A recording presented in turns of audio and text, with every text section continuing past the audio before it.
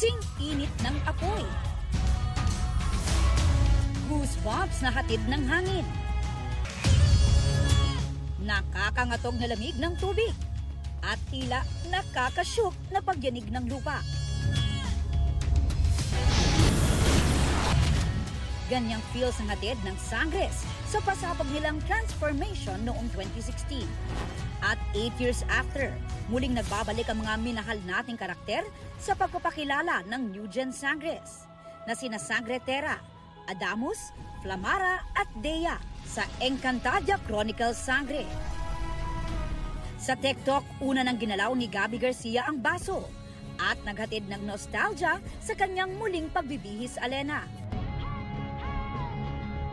Marami ang napa-estasekto dahil ang entry ni Gabby may almost 20 million views na. Sa caption, hinamon pa niya ang kanyang mga apwe o mga kapatid na sangre.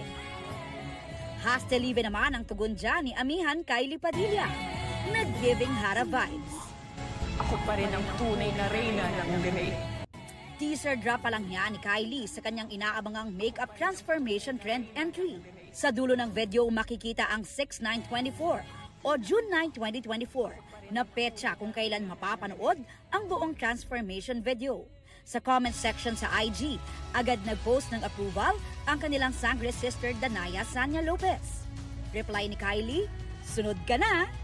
Napag-comment din si Mikey Quintos na gumanap naman bilang anak niyang si Lira sa Encantadia 2016. May pa-fire emoji rin si Agane Rochelle Pangilinan. Blue hearts naman ang ibinigay ng netizens at Encantadix. Na hinahanap na rin ang entries ni Sanya at Sangre Perena Glyza de Castro. Galaw-galaw naman daw. Hoping ang fans na i-reprise ni Kylie ang karakter na si Hara Amihan at muling magsasama ang OG at New Generation Sangres sa inaabangang biggest kapuso telefantasya na Encantadia Chronicles Sangre. Aubrey Carampel, updated showbiz happenings.